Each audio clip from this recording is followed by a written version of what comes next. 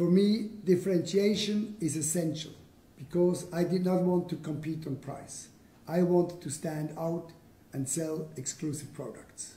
And me as a watchmaker, we always have to sell dreams.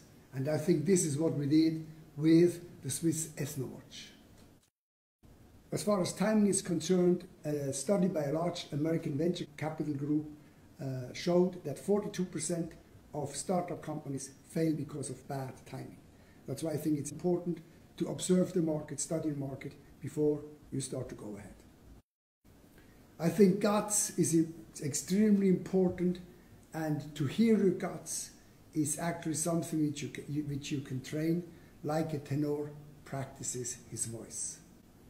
You listen to your stomach, and with time I have been able to interpret what direction I should go.